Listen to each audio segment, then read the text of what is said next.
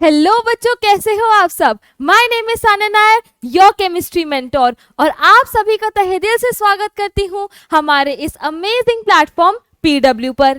तो बेटा, आज हम पढ़ने वाले हैं एक बहुत ही इंटरेस्टिंग और एक बहुत ही सिंपल चैप्टर जिसका नाम है वाटर अ प्रेशियस रिसोर्स। तो बेटा, ये जो टॉपिक है ना, इसके बारे में हम बचपन से सुनते आ रहे हैं। पानी वेस्ट नहीं करना, डोंट वेस्ट वाटर, एक एक बूंद प्रेशियस है, सेव वाटर सेव लाइफ, जल ही जीवन है ना। ये सब चीजें हम बचपन से सुनते आ रहे हैं। पर मैम, क्यों क्यों वाटर को वेस्ट नहीं करना, क्यों वाटर इतना जरूरी है, क्यों जल ही जीवन है। तो इन सारे क्यों का आंसर मिलेगा हमें हमारे इस चैप्टर में, जो है वाटर अ प्रेशियस रिसोर्स। तो बेटा, वाटर क्या है ये तो भाई आप लोग जानते ही हो। वाटर एक नेचुरल रिसोर्स है। वाटर क्या है? वाटर एक नेचुरल रिसोर्स है जिसके बिना लिविंग ऑर्गेनिजम्स सरवाइव नहीं कर सकते। वाटर एक नेचुरल रिसोर्स है जिसके बिना लिविंग ऑर्गेनिज्म सरवाइव नहीं कर सकते। अब सोचो, मैं आपको एकदम से कहूं आपको 3 दिन तक पानी नहीं पीना, आप कहोगे मैम ये कैसे पॉसिबल है। तो मैं कहूंगी चलो 2 दिन तक पानी मत पीना। आप कहोगे मैम ये कैसे पॉसिबल है। मैं कहूंगी चलो 1 दिन तक पानी नहीं पीना।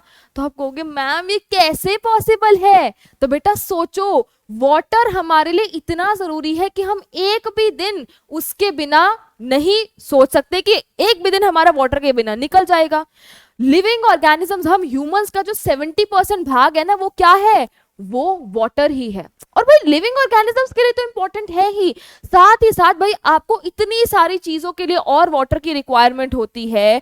कुकिंग के लिए चाहिए होता है, क्लीनिंग के लिए चाहिए होता है, ड्रिंकिंग के लिए चाहिए होता है, वॉशिंग एटसेट्रा, बहुत सारी चीजों के लिए पानी का इस्तेमाल होता है।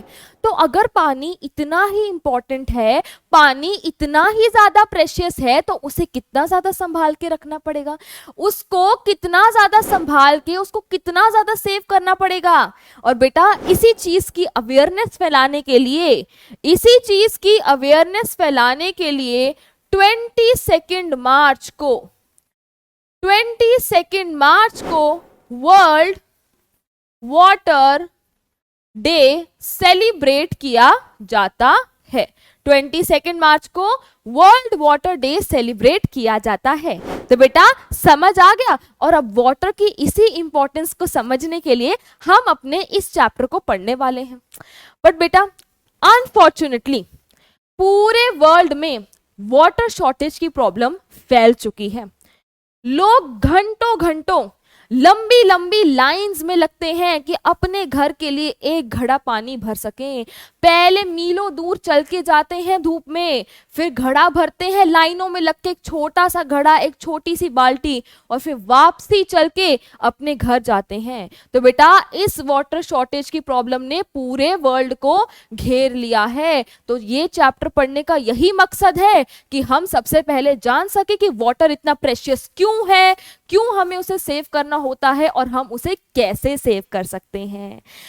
अब सबसे पहला सवाल आप लोगों के मन में ये आएगा कि मैम इतना सारा पानी तो है, क्यों लेनी इतनी टेंशन, क्यों खड़े होना ऐसे लाइनों में। देखो बेटा, in some places there is an acute shortage of water, taps are running dry, long queues for water, fights, marches, protests for demand of water have become a common sight, especially during the summers. Common सी बात है, समझ में पानी भी हमें ज्यादा चाहिए होता है। तो वही बात आती है कि मैम इतना क्यों परेशान होना। हम जानते हैं, बचपन से पढ़ते आ रहे हैं कि इतने बड़े बड़े ओशंस हैं, इतने बड़े बड़े समुंदर हैं हमारे पास। ऑलमोस्ट 71% ऑफ द अर्थ जो है वो पानी से कवर्ड है। तो मैम क्यों इतनी टेंशन लेना, क्यों पानी बचाना, क्यों एक एक बूंद के पीछे इतनी लड़ाई होती है।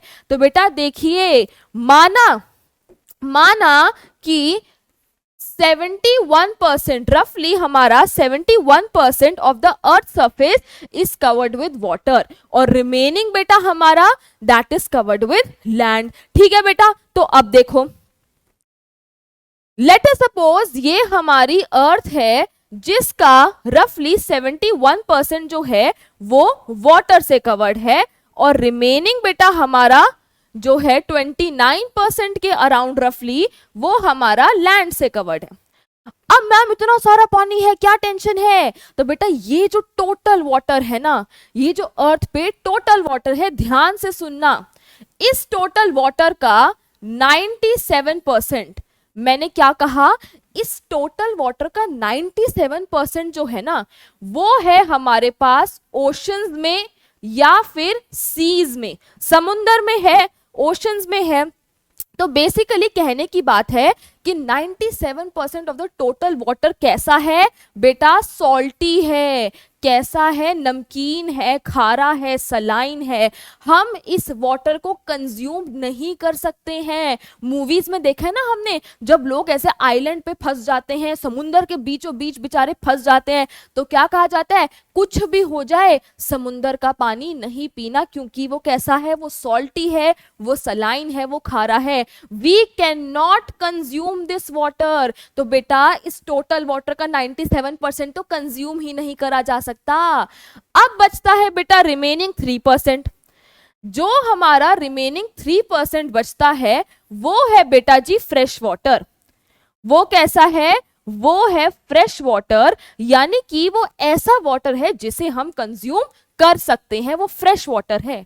बट अब देखिए यहां क्या प्रॉब्लम आती है बेटा, ये जो 3% फ्रेश वाटर हमारे पास है, रफली जो हमारे पास 3% फ्रेश वाटर है, इसका भी मेरे प्यारे प्यारे बच्चों रफली 70% ग्लेशियर्स में प्रेजेंट है।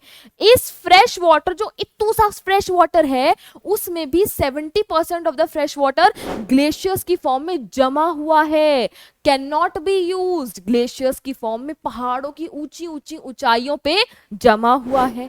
बचता है बेटा पीछे ले दे के रफली 30%, और ये है बेटा वो 30% पानी जो हमारे पास रिवर्स कह लो, लेक्स कह लो, पॉन्ड कह लो, या फिर ग्राउंड वाटर एटसेट्रा, ये पानी बच जाता है हमारे पास सिर्फ फ्रेश वाटर की फॉर्म में, जिसको हम कंज्यूम कर सकते हैं। तो अब आपको समझ आया कि इतना सारा पानी होने के बाद भी पीने के लिए, कंज्यूम करने के लिए, डेली यूज के लिए हमारे पास सिर्फ इतना सा ही पानी अवेलेबल है। क्लियर हुआ कि नहीं? अब देखिए यहां क्या लिखा है, you are aware that about 71% of the earth surface is covered with water, and among this 97% is present in seas and oceans and only 3% is fresh water। ठीक है, मैम ने भी यही कहा। Almost all the water on the earth is contained in seas and oceans। 97% अर्थ का पानी seas और oceans में है, बाकी rivers, lakes, ice caps में भी है। However, most of this water is not fit for human consumption। The water that is fit for human consumption is fresh water, जिसकी पूरी कहानी आपने देख ली कि वो फ्रेश वाटर हमारे पास कितना है, कितना यूज करा जा सकता है। ठीक है, क्लियर हो गया बेटा? समझ आया कि नहीं आया? बता दो जरा कमेंट्स में। चलिए बेटा आगे चलते हैं। अब हमने देख लिया water water water water water, but ma'am अब हम ये पढ़ेंगे, अब बेटा अब हम ये पढ़ेंगे कि फॉर्म्स ऑफ वाटर क्या है। अब देखो मैं बताती हूँ। देखो, क्या आपने कभी पानी की ट्रे भर के फ्रीजर में रखी है? क्या आपने कभी पानी की ट्रे भर के उसको फ्रीजर में रखा है? रखा होगा तो आपको पता है कि हमें क्या मिलेगा। हमें मिलती है बर्फ, हमें मिलती है आइस। ठीक है, क्या आपने कभी इस पानी को पतीले में डालकर उबाला है? तो जब बेटा आपने देखा होगा पानी उबलता है तो हमें स्टीम देखने को मिलती है। अब मेरे प्यारे प्यारे बच्चों, आप बहुत अच्छे से जानते हो कि वाटर क्या होता है। वाटर होता है बेटा जी H2O। क्या होते हैं, H2 होता है। अब जब बेटा ये वाला पानी, बहने वाला पानी फ्रीजर में रख के जम गया, उसने बर्फ बना दी, तब भी है तो वो पानी ही ना, है तो वो H2O ही। और जब मैंने इस वाले पानी को उबाल दिया और उसने स्टीम बनाई या फिर वाटर वेपर बनाया, तब भी वो है तो पानी ही। तो बेटा ये होती है हमारी 3 forms of water, solid, liquid and gas. Solid, liquid and gas, तो ये है हमारी फॉर्म्स ऑफ वाटर, और आपने इनको डेली लाइफ में जरूर देखा होगा।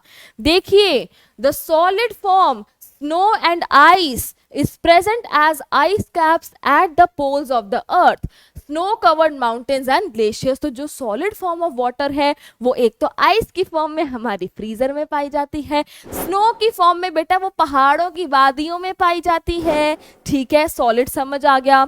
नेक्स्ट देखिए बेटा, liquid water is present in the oceans, lakes, rivers, ponds, underground etcetera. जितना भी बेटा पानी हम यूज कर रहे हैं, पी रहे हैं, खाना पीना, साफ सफाई, सब कुछ वो क्या है, लिक्विड वाटर है। ठीक है, लेक्स में, रिवर्स में, सीज में, ओशंस में, पॉन्ड्स में, अंडरग्राउंड, ग्राउंड वाटर, सब कुछ क्या है, लिक्विड वाटर है।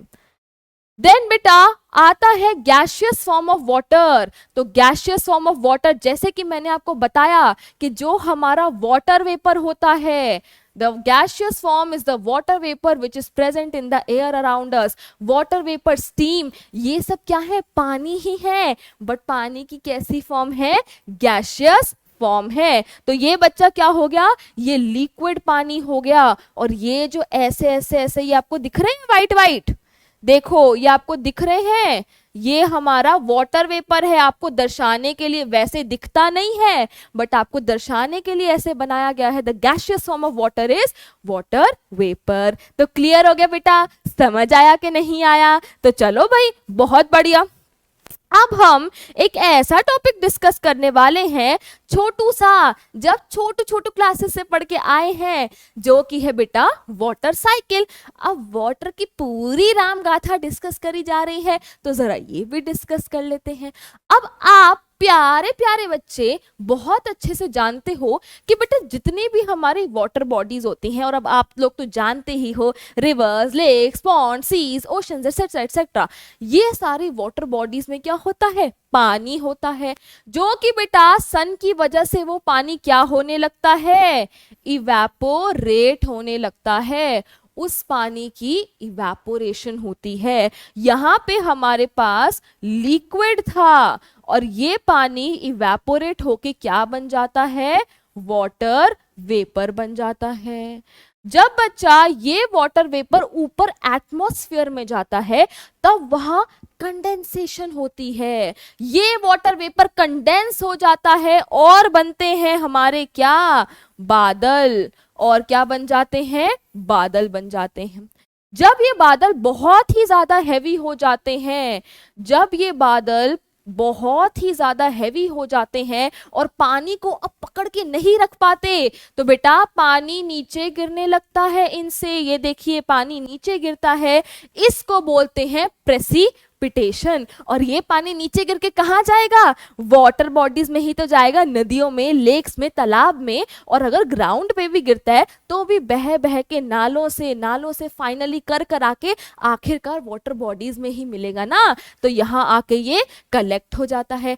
फिर बेटा चलती है फिर से साइकिल, और उस पानी की इवेपोरेशन होती है, वो उस वाटर वेपर का कंडेंसेशन होता है, क्लाउड्स बनते हैं, क्लाउड्स भारी हो जाते हैं, बारिश आती है, वो पानी वाटर बॉडी में जाती है, और ये साइकिल चलती रहती है। तो क्योंकि इस साइकिल में प्यारे प्यारे बच्चों वाटर इन्वॉल्व है, इसीलिए हम इस साइकिल को बोलते हैं वाटर वेपर। क्या बोलते हैं, वाटर वेपर बोलते हैं। क्लियर है, समझ आया कि नहीं आया? चलिए बेटा बहुत बढ़िया। देखो, when water circulates through the water cycle, it can be found in all the 3 forms, solid, liquid and gas, at any given time somewhere on the earth. The continuous cycling of water among its 3 forms keeps the total amount of water on the earth constant even when the whole world is using it. बेटा इस बात का क्या मतलब है?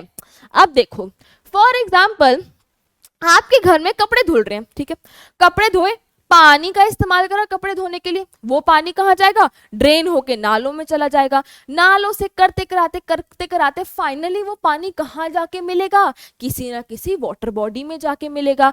अब अगर बेटा वो पानी बह बह के किसी नदी में मिल गया तो अब क्या होगा? अब वो वाटर साइकिल में पार्ट लेगा, सूरज तो चमकेगा, सूरज चमकेगा, इवेपोरेशन होगा बेटा, ऊपर कंडेंसेशन होगा, प्रेसिपिटेशन होगा, और वो जो पानी जिससे आपने अपने घर में कपड़े धोए थे वो पानी बारिश बनके पता नहीं किसी और नदी में जाके गिर जाएगा, किसी और तालाब में जाके गिर जाएगा, फिर गिरेगा, फिर उसकी वाटर साइकिल होगी। तो बेटा माना कि इस अर्थ पे सभी लोग पानी का इस्तेमाल कर रहे हैं, बट वो पानी किसी ना किसी तरीके से वाटर बॉडीज में जाके मिल जाता है, वाटर साइकिल का पार्ट बन जाता है, और इसी वजह से टोटल वाटर क्या रहता है?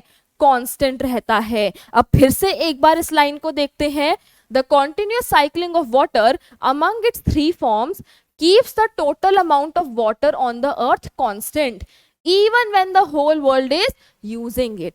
एक और एग्जांपल देखो, आप नदी किनारे आराम से चिल कर रहे हो और पानी पी रहे हो, आपके पानी में आके गिर गया कीड़ा, तो आप क्या करोगे? पानी नदी में फेंक दोगे, भाई कीड़े वाला पानी थोड़ा ना पियेंगे। वो पानी जो आप पी रहे थे वो कहाँ चला गया? वाटर बॉडी में चला गया।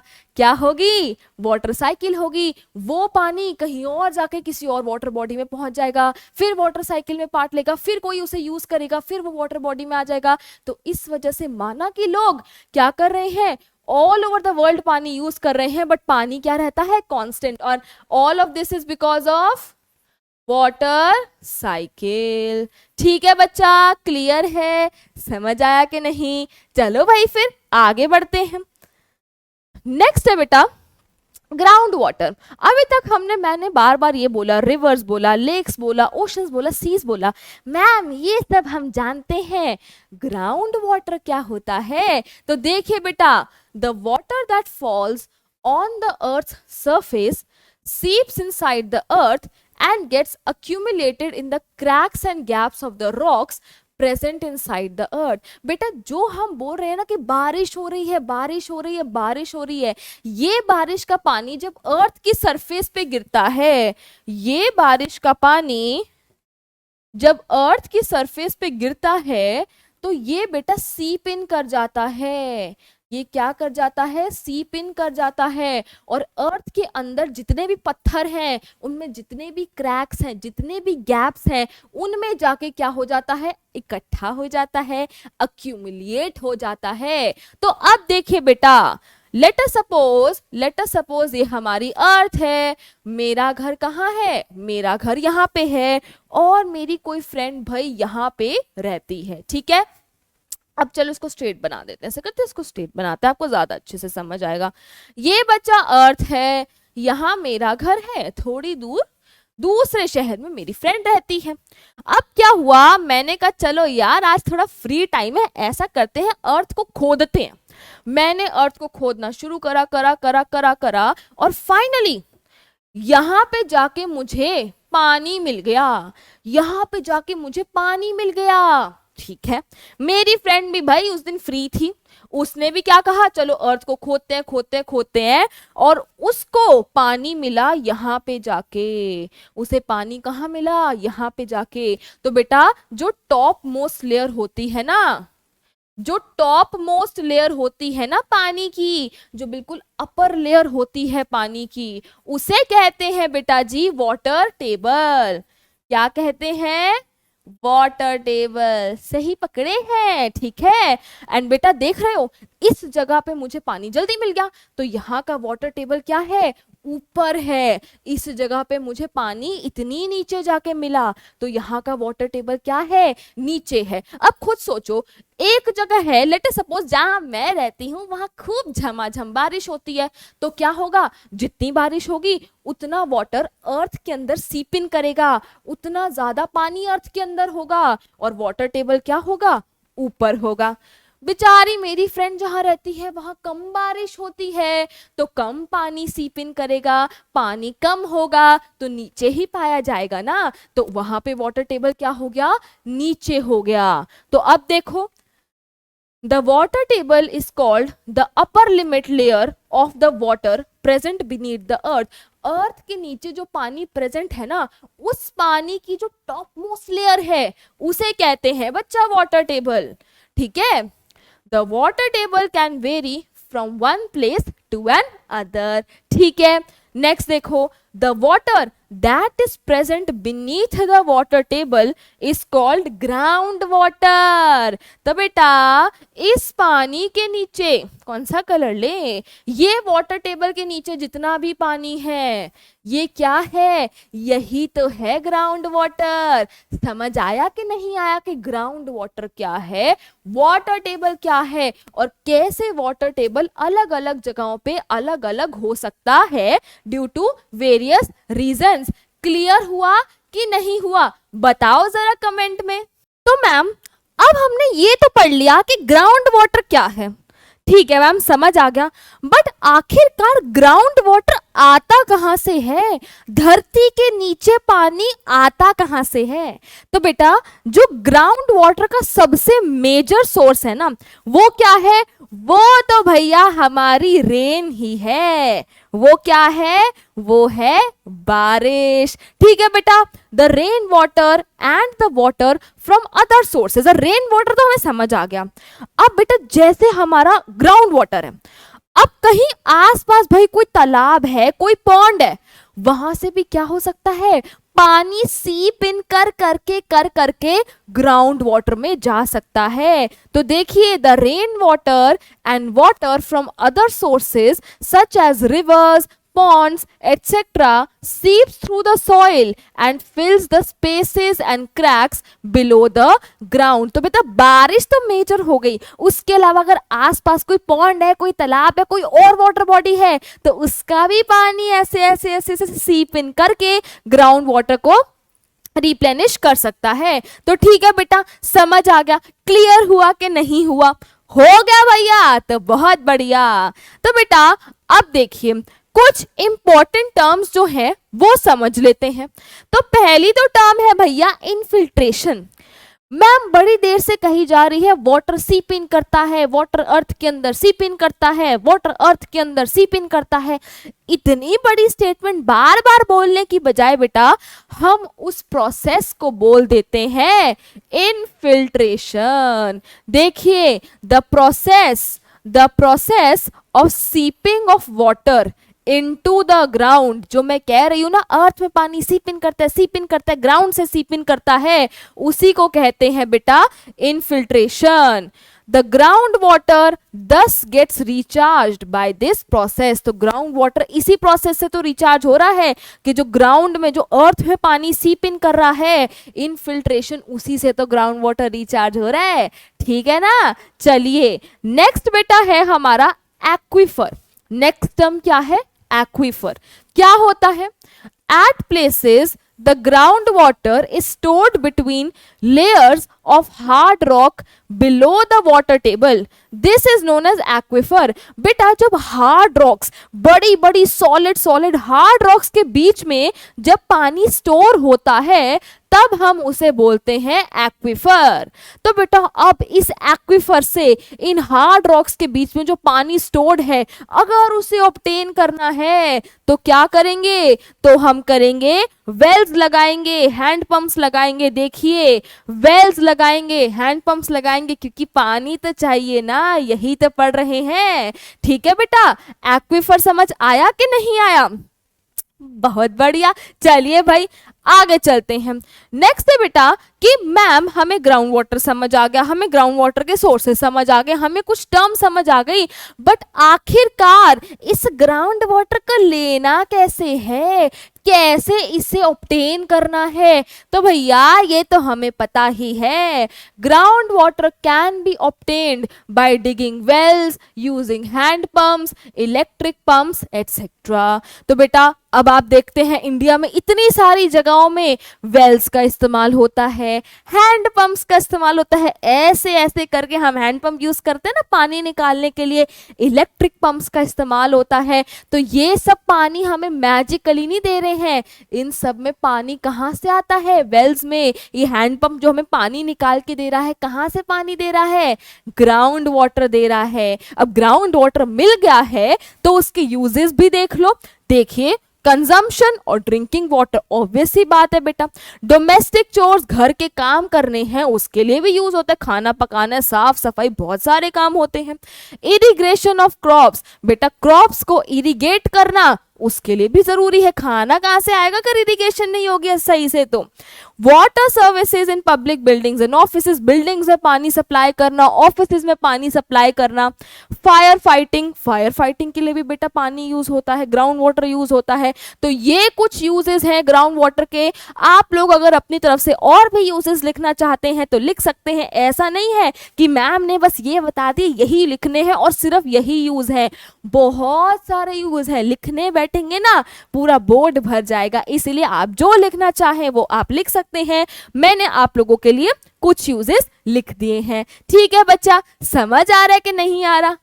आ गया, बहुत बढ़िया बेटा। चलिए फिर आगे बढ़ते हैं।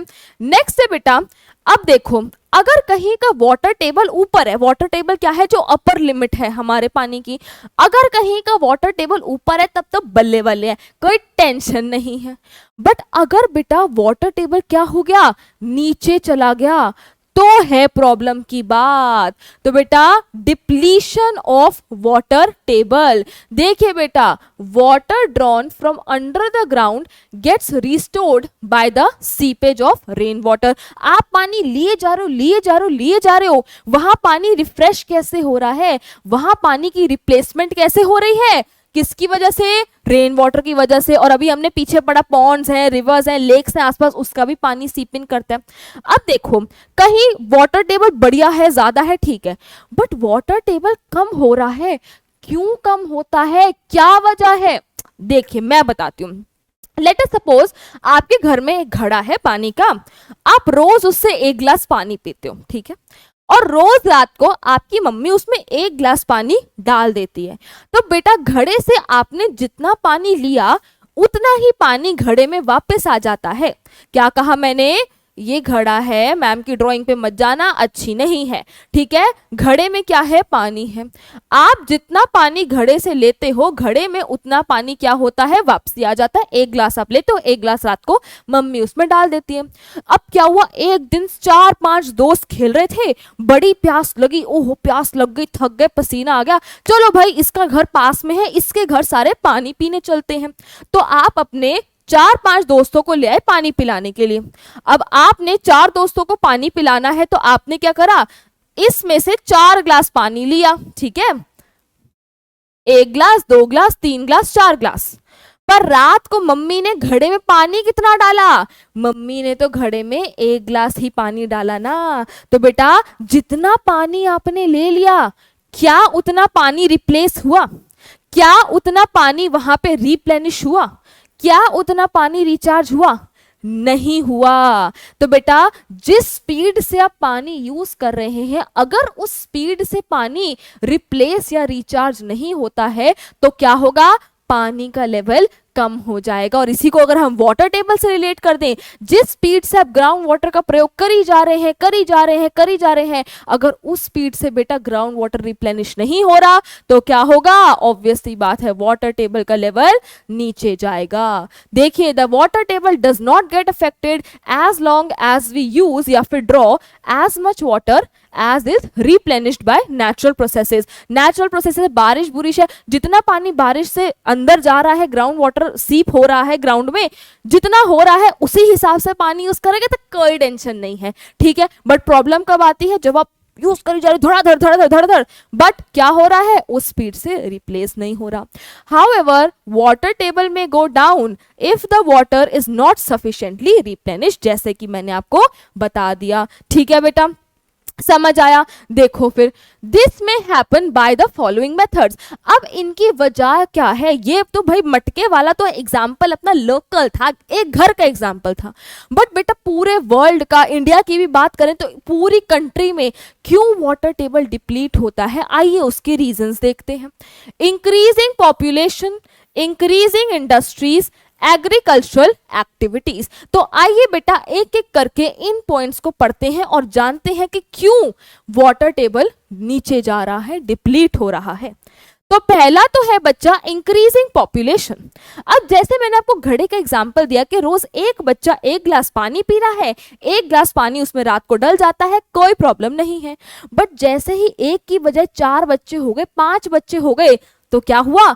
पानी का लेवल घड़े में नीचे चला गया। तो बच्चा अब एक गांव इमेजिन कर लो, एक गांव में 100 लोग रहते थे, आराम से भाई पानी यूज करते थे, बारिश वारिश हो जाती थी, बढ़िया चल रहा था। पर क्या हुआ? विद टाइम बेटा उस गांव की पॉपुलेशन लेट अस सपोज 100 से कितनी हो गई? 500 हो गई। ठीक है, अब जितनी पॉपुलेशन 5 गुना बढ़ गई है, 5 गुना पानी की कंजम्पशन भी तो बढ़ जाएगी, उतने ही आपको घर बनाने पड़ेंगे, उतने ही आपको शॉप्स बनानी पड़ेंगी, उतने ही रोड्स बनाने पड़ेंगे। तो जो पहले हमारा कच्चा फ्लोर होता था ना, मिट्टी का फ्लोर होता था, मिट्टी की जमीन होती थी, आराम से बारिश हुई, पानी अंदर सीप इन कर गया, अब वहां पे पक्की फ्लोरिंग हो गई है, तो अगर बारिश होगी भी तो पानी तो अंदर सीप इन ही नहीं कर पाएगा। पॉपुलेशन 5 गुना बढ़ गई, पानी का यूज 5 गुना बढ़ गया, तो अब आप क्या बारिश को फोन लगाओगे कि भाई 5 गुना वाटर की रिक्वायरमेंट बढ़ गई है, जरा 5 गुना बारिश भी कर दो? ऐसा तो नहीं होता ना। तो इंक्रीजिंग पॉपुलेशन की वजह से क्या हुआ? पानी का कंजम्पशन बढ़ा, आप हैंड पंप यूज कर ही जा रहे हो, वेल से पानी निकाले जा रहे हो, उस स्पीड से रिप्लेस नहीं हो रहा, तो ऑब्वियसली वाटर टेबल क्या होगा? नीचे जाएगा। देखिए, as the population of a region increases, the demand of fresh water also increases. This means that more water is required. Simple सी बात है। Also, increasing population demands more space, which leads to the construction of more houses, more shops, more industries, more buildings, etc.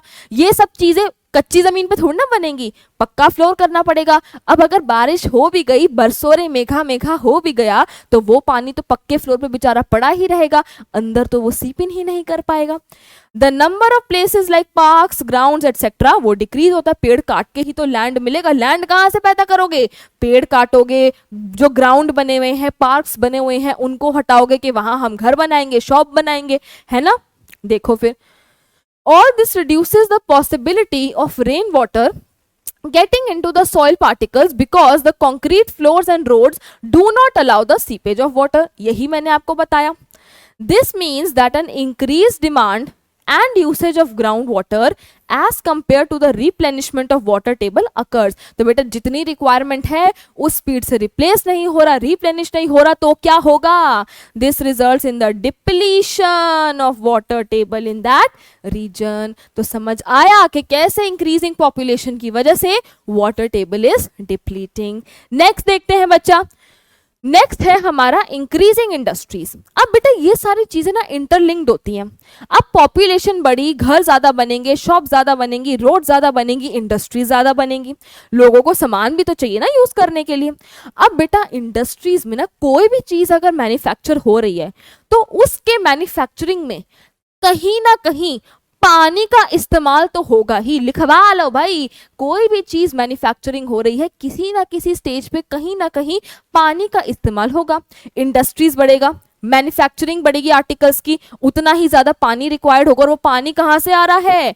Water use by most of the industries is drawn from the ground. तो देखिए, almost everything that we use needs water in the production.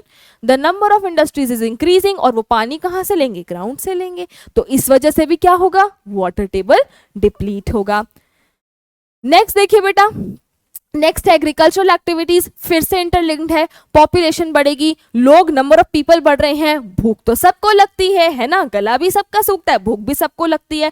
तो बेटा crop production क्या होगा? ज्यादा होगा। Agricultural activities क्या होंगी? बढ़ जाएंगी। तो देखिए, a majority of farmers in India depend upon rains for irrigating their crops. Crops की इरिगेशन के लिए फार्मर्स इंडिया में किस चीज पे डिपेंड करते हैं? बारिश पे डिपेंड करते हैं। अब आप बहुत अच्छे से जानते हैं कि इंडिया के हर रीजन में एक जैसी बारिश नहीं होती। कोस्टल एरियाज जो है बेटा वहां ज्यादा बारिश होती है, जो हमारे डेजर्ट वाला एरिया है वहां ना के बराबर बारिश होती है। देखो irrigation system such as canals are there only in few places, कहीं कहीं ही बनी हुई है। वो भी जो है लैक ऑफ वाटर, वहां पे भी पानी की कमी पड़ जाती है एक पॉइंट के बाद। Therefore, farmers have to use ground water for irrigation। बारिश हो नहीं रही, कनाल में पानी नहीं है, नदियां सूखी पड़ी हैं, तो पानी कहां से लाओगे? ग्राउंड से ही तो लोगे ना। और अब ग्राउंड से पानी ले रहे हो तो टिंग वाटर टेबल नीचे जाएगा ही। Population pressure on the agriculture forces increasing use of groundwater day by day. This results in depletion of water table। तो ये बात भी आपको समझ आ गई बेटा, क्लियर हो गया? Yes ma'am, very good. मेरे को आपकी मन की आवाज वैसी सुनाई दे जाती है। मैंने पूछा क्लियर हो गया, आप लोगों की आवाज मुझे आ गई, बस खुशी मिल गई मुझे। चलो भाई फिर आगे बढ़ते हैं। अब देखते हैं बेटा, जैसे मैंने आपसे बात करी कि अभी इरिगेशन देखा, हर जगह इक्वल अमाउंट की बारिश नहीं होती है, वर्ल्ड में भी ऐसा ही है। बट वर्ल्ड को छोड़ के जरा अपने भारत पे आ जाएं तो आप जानते हैं कि कोस्टल एरियाज में ज्यादा बारिश है, डेजर्ट्स वाले एरियाज में कम बारिश है, कुछ जगह मीडियम अमाउंट ऑफ बारिश होती है ना। तो देखो क्या लिखा है, distribution of water over the globe is quite uneven due to a number of factors. बहुत रीजंस हो सकते हैं, natural reasons, many other man made reasons, बहुत सारे रीजंस हो सकते हैं। Some places have good amount of rain and are water rich. कुछ जगह भाई भर भर के बारिश होती है, वो बिल्कुल एंजॉय कर रहे हैं बढ़िया से, पर कुछ जगह जो है बहुत कम बारिश होती है। अब जहां ज्यादा बारिश है और जहां कम बारिश है, ये तो नहीं ना कि जहां पे कम बारिश हो रही है वहां पे लोगों को पानी की यूज ही नहीं होती, वहां लोग पानी यूज ही नहीं करते। पानी तो सबको चाहिए। अब जहां रेनफॉल ज्यादा है वहां के लोग तो बल्ले बल्ले कर रहे हैं कि भाई हमारे यहाँ तो पानी की कमी नहीं है, और जहां बारिश हो नहीं रही या बहुत कम हो रही है वहां लोग परेशान है। पानी तो सबको चाहिए ना। तो देखो फिर, India is a vast country and the rainfall is not the same everywhere. Some regions have excessive rainfall while some have very little rainfall। जैसे कि मैंने आपको बताया, एक्सेसिव रेनफॉल की वजह से फ्लड्स, बेटा बाढ़ वगैरह आ जाती है, और अगर बारिश बहुत कम या ना के बराबर है, नहीं हो रही है, तो ड्राउट्स आ जाती हैं, सूखा पड़ जाता है। Therefore, some regions in a country may have floods while other may suffer from droughts at the same time। और जैसे कि मैंने आपको बताया, पानी तो सबको चाहिए, तो सबके घर में पानी पहुंचाने की रिस्पॉन्सिबिलिटी किसकी है? मेरी? आपकी? किसकी है बेटा? तो देखो, सबके घर पानी पहुंचाने की रिस्पॉन्सिबिलिटी सिविक अथॉरिटीज की होती है। किसी भी रीजन की जो सिविक अथॉरिटीज होती हैं उनकी रिस्पॉन्सिबिलिटी, चाहे वहां बारिश कम है चाहे वहां बारिश ज्यादा है, पानी सबके घर जाना चाहिए। अब कैसे जाएगा पानी सबके घर? सबके घर बाल्टी ले लेके थोड़ी ना वो डिलीवर करेंगे कि ये लो बाल्टी, ये लो बाल्टी, नहीं। एक एक्सटेंसिव पाइपलाइन नेटवर्क होता है। देखिए, the civic authorities of a region are responsible for the adequate supply of water in that area. They generally use a well-structured pipeline system to deliver water to every house and building in the locality। ठीक है बेटा? Not only this is also a responsibility of the civic authorities to prevent wastage of water and check if their supply system is adequate or not। तो बेटा पानी waste ना हो, pipe leak ना करे, सबके घर पानी पहुंचे, ये सिविक अथॉरिटीज की रिस्पॉन्सिबिलिटी है। पानी की वेस्टेज होने से बचाना क्या सिर्फ एक अथॉरिटीज की रिस्पॉन्सिबिलिटी है? नहीं बेटा, पानी की वेस्टेज को प्रिवेंट करना, देखो, not only this is the responsibility of civic authorities to prevent wastage of water, हमारी भी रिस्पॉन्सिबिलिटी बनती है। Along with these authorities every individual is also responsible for saving water and preventing it from getting wasted. Hence, we should always keep a check on how we water we use water in our daily lives. तो बेटा सिर्फ civic authorities की responsibility नहीं है कि वो आप लोगों को फोन कर करके बताएंगे जी पानी वेस्ट मत करो, ब्रश कर रहे हो तो नल का बंद कर दो, नहीं, उनके साथ साथ हमारी भी रिस्पॉन्सिबिलिटी है। हम पानी यूज करते हैं, हमें पानी चाहिए, तो क्या हमारी रिस्पॉन्सिबिलिटी नहीं होनी चाहिए कि हम पानी को सेव भी करें, उसे कंजर्व भी करें? तो अब देखिए बेटा कि हम क्या कर सकते हैं। What can we do for the management of water? Water management देखिए बेटा कैसे कैसे करी जाती है। ये तो लार्ज स्केल की है ना, हम लोग अभी पर्सनल लेवल पे क्या कर सकते हैं वो भी कुछ ही चंद मिनटों बाद पढ़ेंगे। ये है ऑन अ लार्जर स्केल कि हमें क्या करना चाहिए। पहला है बच्चा रेन वाटर हार्वेस्टिंग, एक तरीका होता है। एक होता है बेटा बावरीज, ठीक है, एक होता है बच्चा ड्रिप इरिगेशन। आइए इन तीनों को एक एक करके समझते हैं। तो बच्चों सबसे पहले आइए जानते हैं कि रेन वाटर हार्वेस्टिंग क्या होता है। ध्यान से सुनना, रेन वाटर का यूज करके, क्या कहा मैंने, रेन वाटर का यूज करके ग्राउंड वाटर के लेवल को इंक्रीज करना। रेन वाटर का यूज करके ग्राउंड वाटर के लेवल को इंक्रीज करना, इंक्रीज करने की कोशिश करना, क्या कहलाता है, रेन वाटर हार्वेस्टिंग कहलाता है। अब आप लोग बहुत अच्छे से जानते हो कि भाई जब बारिश होती है तो क्या होता है, रोड्स पे, हमारी छतों पे क्या होता है, पानी इकट्ठा हो जाता है, कुछ टाइम बाद नालियों से बह के नालों में जाके मिल जाता है। वो शुद्ध पानी, वो प्योर पानी जो नेचर हमें खुद दे रही है, फ्रेश वाटर, हम क्या करते हैं, उसे नालों में बह जाने देते हैं। पर हमें क्या करना चाहिए, उस पानी को कंजर्व करना चाहिए। कैसे कर सकते हैं, आइए देखिए। बारिश हुई बच्चा, हमने क्या करा, हमने क्या, बारिश तो छत पे हमारी इकट्ठी होगी ही। अब इससे पहले कि भाई वो नालों से खुद निकल के कहीं पे जाके खराब हो जाए, वो पानी वेस्ट हो जाए, डर्टी हो जाए, हम क्या करेंगे, हम बेटा पाइप्स की मदद से, ये यहाँ पे पानी इकट्ठा हुआ, पाइप्स की मदद से आप क्या करो, इस रेन वाटर को, जो कि एकदम नेचुरल प्रेशियस रिसोर्स है, जो कि फ्रेश वाटर है, उसको अपने किसी स्टोरेज टैंक में कलेक्ट कर लो। अब आप इस पानी का बच्चा दो तरीके से यूज कर सकते हैं, है ना। ये कैसा पानी है, नेचुरल रिसोर्स है, फ्रेश वाटर है, fresh water can B use for domestic purposes. तो आप इस पानी को यूज करके घर में साफ सफाई के लिए यूज कर सकते हैं, गाड़ी धोनी है, व्हीकल्स धोने हैं, उसके लिए यूज कर सकते हैं। पौधों में पानी डालना है, भाई एक दिन बारिश हुई रोज थोड़ना होती रहेगी, 2-3 दिन बाद, हफ्ते बाद पौधों में पानी डालना है, आप इसको यूज करिए। तो बेटा हमने क्या करा, इस प्रेशियस वाटर को वेस्ट होने से बचा लिया, इसको टैंक में स्टोर करके इसको कंजर्व कर लिया। एक तरीका तो ये हो गया। दूसरा तरीका, आप इस पानी को धीरे धीरे बेटा ग्राउंड में सीप इन होने दीजिए। क्या कहा मैंने, आप इस पानी को धीरे धीरे ग्राउंड के अंदर सींचने दीजिए, सीप इन होने दीजिए, ताकि वो ग्राउंड के वाटर के लेवल को इंक्रीज कर सके, ताकि ये पानी ग्राउंड वाटर के लेवल को इंक्रीज कर सके। तो हमने क्या करा, रेन वाटर को यूज करके ग्राउंड वाटर के लेवल को इंक्रीज करने का प्रयास करा, और साथ ही साथ हमने इस पानी को वेस्ट होने से बचाया, अपने घर के काफी यूजेस के लिए इसका इस्तेमाल किया। तो देखो क्या लिखा है, We have seen that most of the water that we get as rainfall just flows away. बह जाता है भैया. This is a waste of precious natural resource. The rainwater can be used to recharge the groundwater. ये line important है. The rainwater can be used to recharge the groundwater. This is referred to as water harvesting या फिर rain water harvesting. Clear है बच्चा, समझ आ गया कि आखिरकार रेन वाटर हार्वेस्टिंग होती क्या है, कैसे करी जाती है. ठीक है, समझ आ गया तो कमेंट में बता देना. चलो भाई फिर आगे. नेक्स्ट बच्चा तरीका है ड्रिप इरिगेशन. क्या है? Drip irrigation. अब देखो नाम से ही पता लगा है, ड्रिप माने टिप टिप टिप टिप, है ना, ड्रिप होना, एक एक बूंद गिरना. तो ड्रिप इरिगेशन में क्या होता है, अब देखो क्रॉप्स को इरिगेट करना है, पानी तो देना पड़ेगा. देखो ये तो कोई ऑप्शन है ही नहीं कि देते ही नहीं पानी, पानी तो रिक्वायर्ड है.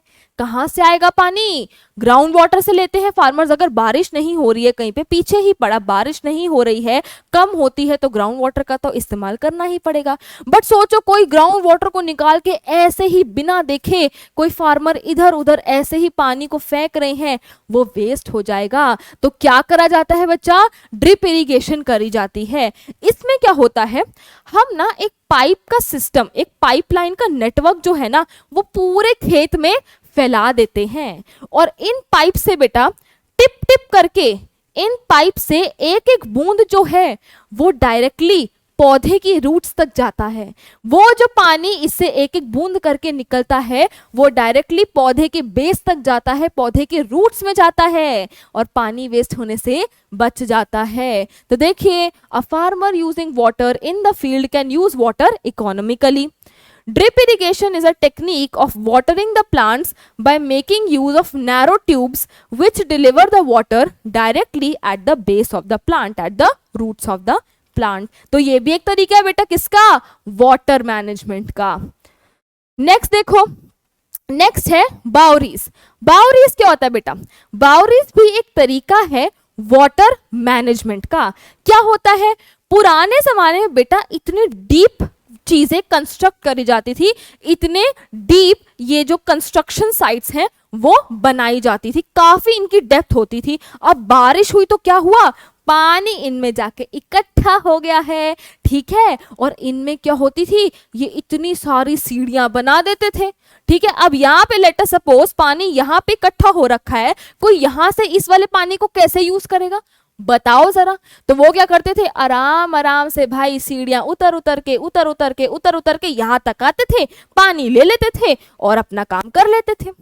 बट विद टाइम बेटा, विद टाइम इसमें पानी कम और कूड़ा, गार्बेज, ये सब ज्यादा इकट्ठा होने लग गया।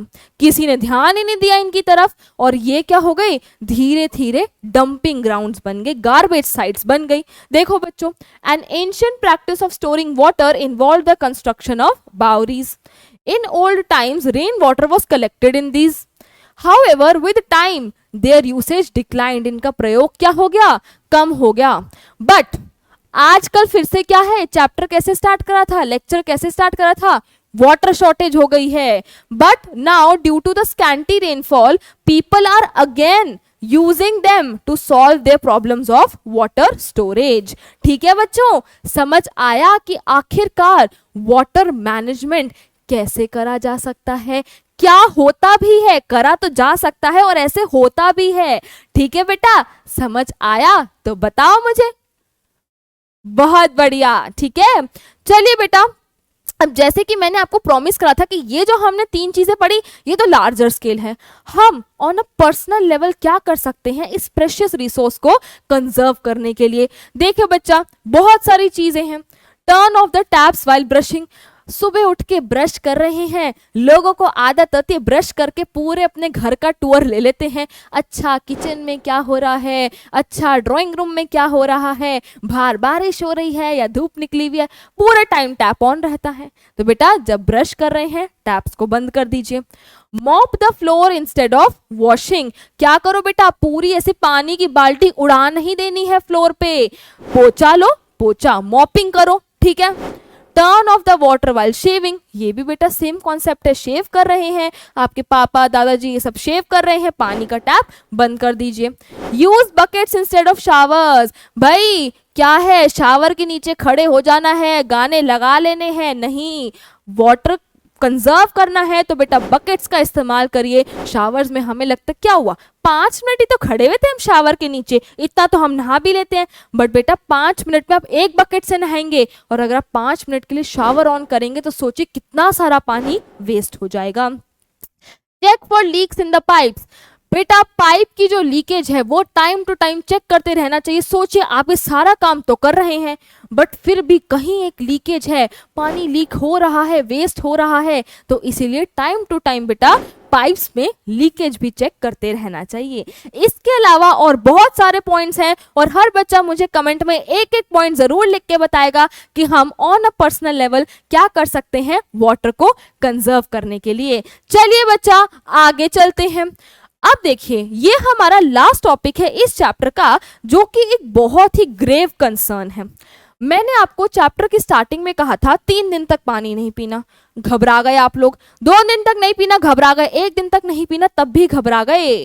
तो बेटा सोचो, ये पेड़ पौधे जो बाहर धूप में रहते हैं, हम अगर धूप में 2 घंटे रह लेना, हमें आकर 2 ग्लास पानी पीना पड़ता है। तो सोचो इन प्लांट्स को वाटर की कितनी नीड होती होगी।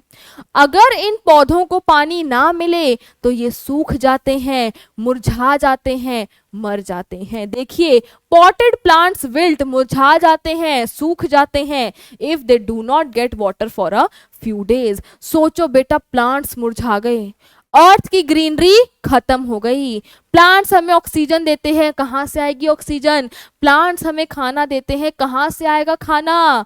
अल्टीमेटली सारे लिविंग ऑर्गेनिजम्स जो हैं बेटा वो भी पेरिश हो जाएंगे। क्यों? क्योंकि प्लांट्स पेरिश हो गए। प्लांट्स क्यों पेरिश हुए? क्योंकि उन्हें पानी नहीं मिला। देखो, the green character of the planet will be destroyed. This may mean the end of all the life. For a world without plants shall mean no food, no oxygen, not enough rain and innumerable other problems. तो बेटा समझे कि नहीं, चमका कि नहीं कि पानी कितना जरूरी है। और इसी की इंपॉर्टेंस समझने के लिए आपको ये चैप्टर पढ़ाया जाता है। आपने देखा होगा कि इस चैप्टर में कोई भी बहुत ज्यादा कुछ कॉन्सेप्चुअल चीज नहीं थी। फिर क्यों हमने पढ़ा ये चैप्टर? इसीलिए पढ़ा क्योंकि ये हमारे जीवन का एक इतना प्रेशियस भाग है बेटा, और हमें इसे कंजर्व करना है, इसे सेव करना है। तो बच्चा अगर सब समझ आ गया है तो जरा कुछ सवालों के जवाब ही दे दो। क्विज ले ली जाए कि नहीं ली जाए? चलो भाई ले लेते हैं, ठीक है। Let's have a quiz. पता है आपको 5 सेकंड में आप लोगों के लिए वेट कर लूंगी, तब तक जरा आंसर बता देना मुझे, ठीक है। Which of the year is celebrated as Water Day? 26 जनवरी, 15 जनवरी, 15 अगस्त, 22 मार्च। और आपका समय शुरू होता है अब।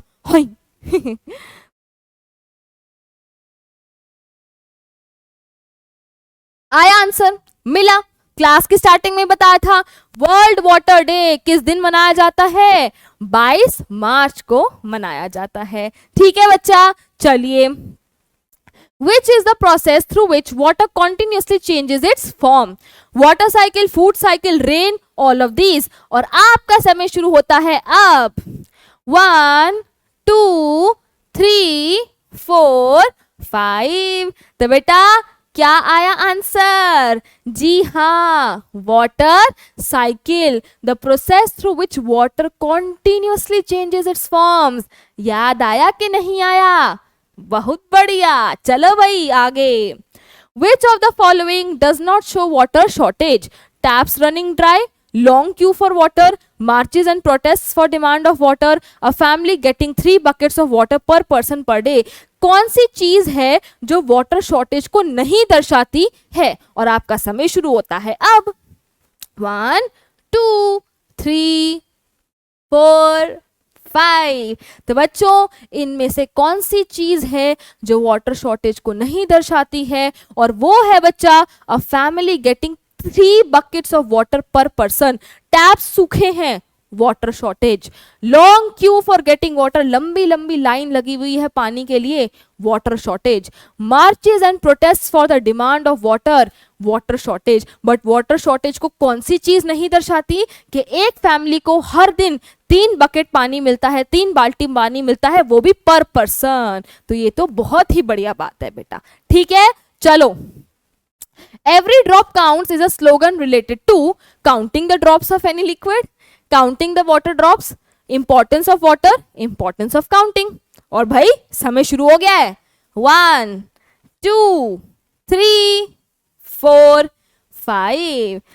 तो बच्चा एवरी ड्रॉप काउंट्स, एक एक बूंद नहीं गिरनी है, एक एक बूंद नहीं गिननी। एवरी ड्रॉप काउंट्स माने इंपॉर्टेंस ऑफ वाटर, एक एक बूंद प्रेशियस है, एक एक बूंद जो है उसे कंजर्व करना है। तो इंपॉर्टेंस ऑफ वाटर को दर्शाता है क्या? एवरी ड्रॉप काउंट्स वाला स्लोगन, ठीक है बच्चा। समझ आया कि नहीं आया? चलो भाई फिर आगे। Which of the following inhibits the seepage of rainwater into ground? अ पक्का floor, playground, grass lawn, forest land. इनमें से कौन सी ऐसी चीज है जो पानी को अंदर सीप इन नहीं होने देती? चलो भाई, टाइम शुरू कर दिया आपका। 1 2 3 4 5। आया आंसर के नहीं? सही पकड़े हैं भाई। देखो कौन सी चीज पानी को सीप इन नहीं होने देगी? एक पक्का फ्लोर। बेटा प्लेग्राउंड क्या है? वहां घास होगी, पानी सीप इन कर जाएगा। ग्रास लॉन, घास होगी, फिर से पानी सीप इन कर जाएगा। फॉरेस्ट का लैंड, वहां पे भी क्या होगा? घास फूस होगी, पेड़ पौधे होंगे, पानी सीप इन कर जाएगा। कौन सी चीज पानी को अंदर सीप इन नहीं करने देगी? एक पक्का फ्लोर जो कि कंक्रीट का बना हुआ है। पानी उसके ऊपर बेटा इकट्ठा रहेगा बट अंदर नहीं जा पाएगा। तो करेक्ट आंसर हो गया ए। ठीक है बच्चा, सही था कि नहीं? बहुत बढ़िया। तो बेटा इसी के साथ हम थैंक यू की स्लाइड पर पहुंच गए हैं, यानी कि ये चैप्टर खत्म हो गया है, वन शॉट में खत्म हो गया है। इसी क्लास में इसको शुरू करा था, इसी क्लास में इसको एंड कर दिया। तो बच्चों कमेंट्स में मुझे जरूर बताइएगा कि आपको ये चैप्टर कैसा लगा। आई होप कि सब समझ आया होगा, मुझसे पढ़ने में मजा आया होगा। That's all for today from my side. Tata bye bye, sayonara बच्चों। बस बता देना क्रिस्टल क्लियर हुआ कि नहीं। Bye bye.